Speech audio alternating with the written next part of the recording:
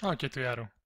Ráno som išiel pešo do roboty, trvá mi to tak hodinku, tak som si povedal, že budem sa snažiť rozmýšľať o veciach, ktoré by som mohol konať alebo robiť. Rozmýšľať o Bohu, o nejakých, čo ja viem, nejakom službe, čo by som mohol robiť, alebo čo už robím a mohol by som to zmeniť na niečo. A tak rozmýšľam, hej. A napadlo ma viacero vecí, ale dneska ma napadlo, že by som vás mohol vyzvať. A vyzvať k čomu? Vyzvať vás k tomu, aby ste si naštudovali nejaký list z Biblie, alebo nejakú knihu, a potom by sme si spravili spolu nejaký test. Hej? Dneska to ma len tak napadlo a tak som si vybral, že by sme sa mohli by sme spolu prejsť si list Judov. Ale takže spolu si to neprejdeme, ale prejdete si to každý sám, akože osobitne, a potom by sme si spravili kvíz. Hej? No tak vybral som list Judov preto, lebo mám pre ňo spravené nejaké otázky kvízové a má iba jednu kapitolu. Hej, takže na taký úvod, na taký rozbeh, to je asi dobrá kniha, jedna kapitolová. Takže teraz máte čas si naštudovať túto kapitolu, alebo túto knihu, hej, a potom si spravíme test. Ale spravíme si ešte v tomto videu. Takže teraz, ak neviete alebo nepamätáte si presne o čom to je, tak dajte pauzu na to video, stopnite si ho a naštudujte si tú kapitolu. A potom, keď budete ju mať naštudovanú, tak pokračujte od tejto chvíle, hej, a urobíme si test. Čo vy na to? Dúfam, že ste sa nezlakli, že musíte čítať Božie slovo, ale ak nie, tak prosím vás, začnite ho teraz čítať. Ja teraz chvíľku pauzu si dajte, prečítajte si to a spravíme si test. Takže, toto máme test. Pre tých, ktorí už niekedy čítali tú knihu, alebo teraz si ju dobre naštudovali, by tento test nemal byť nejak špeciálne zložitý, hej. Takže poďme na to. Prvá otázka. Majte súcit s pochybovačmi. Je to tak, alebo to tak není? Je to tak? Ja si myslím, že to tak je. Máme mať s nimi súcit s ľuďmi. Druhá otázka. Sú aj ľudia bezbožní, ktorí zneužívajú milosť nášho Boha na výstrednosti a zapierajú jediného panovníka a nášho pána Ježiša Krista? Áno, sú. Oddali sa Sodoma a Gomora smilstvu? Ak si pamätáte ten príbeh aj z tejto kapitoly, aj zo starého zákonu, tak vieme, že áno. Preto aj Pán Boh zničil to mesto, tie mestá. Činila Sodoma a Gomora pokánie zo svojich skutkov? Predpokladajme, že asi nie, no, lebo ich Pán Boh zničil, takže nie. Čo predpovedali apoštolovia nášho Pána Ježiša Krista? V poslednom čase vystúpia rúhači a milovníci pohanov, ktorí budú žiť podľa svojich zákonov. V poslednom čase vystúpia posmievači, ktorí budú žiť podľa svojich bezbožných žiadostí. V predposlednom čase vystúpia posmievači, ktorí budú žiť podľa svojich bezbožných skutkov. No, to sú také chytáky, predpokladám, že v predposlednom čase tam podľa mňa nič také nebolo. Takže bude to jedno z týchto dvoch. Milovníci pohanov, to si také nepamätám nič. Takže to bude toto. Že v poslednom čase naozaj vystúpia nejakí posmievači v posledných časoch. A títo posmievači budú žiť podľa svojich bezbožných žiadostí. Hej?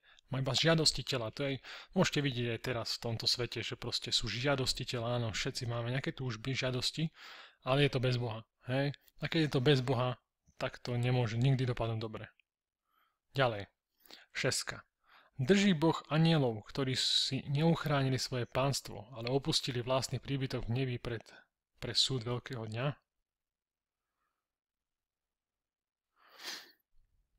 Drží Boh anielov, ktorí si neuchránili svoje pánstvo, ale opustili vlastný príbytok v nebi pre súd veľkého dňa. No, teraz táto otázka, neviem, či som mu dobre spísal, lebo naozaj sú anieli, ktorých Pán Boh drží v zajatí, ktorí si neuchránili svoje pánstvo, ale opustili vlastný príbytok. Ale teraz toto neviem, či v nebi bere sa ako chyták, že drží ich v nebi, alebo príbytok v nebi opustili. No, teraz toto je taká metúce trošku, ale dajme tomu, že áno. Komu bola raz navždy odovzdaná viera? Iba apoštolom, svätým. No komu? No celému svetu bola odovzdaná viera, podľa mňa. Lebo Pán Boh zomrel za celý svet, aj keď niektorí neprijali tú vieru. Hej, tak dáme to takto. Na čo máme očakávať? Alebo svätým. Lebo keď prijali a boli odovzdaná viera, tak som si mal lepšie naštudovať ten list. Uvidíme potom v vyhodnotení. Ale asi to budú svätí. Lebo my sme všetci svätí, ktorí veria v Krista. Tak sú všetci svätí. Na čo máme očakávať? Na spasenie celého sveta. Na život plný prosperity. To asi nie. Spasenie celý svet. To nebude tak. Na kresťanské sviatky, no, aj keď sme si ich sami dali, tak asi ich nemáme na nich očakávať kuse. Na nové cirkevné zákony, no už tých nám netreba viacej. Na milosť, na milosrdenstvo nášho Pána Ježiša Krista na večný život. To je ono, to je podľa mňa správna odpoveď. Drží Boh anielov, ktorí si neuchránili svoje panstvo, ale opustili vlastný príbytok v tme, vo večných putách pre súd veľkého dňa? Aha. Drží Boh anielov, ktorí si neuchránili svoje panstvo, ale opustili vlastný príbytok v tme, vo večných putách. Takže to bude asi čiarkou oddelené, že toto je niečo iné a toto je zase niečo iné. Takže áno, drží v tme, tým pádom, tuto hore sa naozaj myslelo, kde to bolo? Tu, v nebi. Či ich drží v nebi? Nie, v nebi ich nedrží, drží ich v tme. Takže 10. Predpovedali apoštolovia nášho Pána Ježiša Krista toto. V predposlednom čase vystúpia posmievači, ktorí si budú žiť podľa svojich bezbožných skutkov. Nie, alebo v poslednom čase, hej, to je predposlednom, taký chytáčik. Myslím, vyhodnotíme.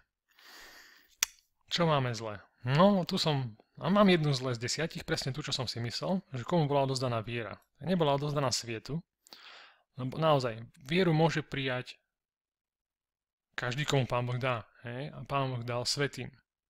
Proste odozdal ho svätým. To budú tým, ktorí naozaj uveria v Krista a budú očistení, tak to sú tí svätí a tým bola odovzdaná viera. Hej. No tu máme všetko je v jednej kapitole, ostatné odpovede som mal správne, takže skontrolujte si odpovede, ak vám niečo vyšlo zle, tak otvorte Bibliu a študujte si danú kapitolu, aby ste to vedeli. Takže ak vám niečo vyšlo zle z tohto, tak otvorte si Bibliu a naštudujte si to, hej.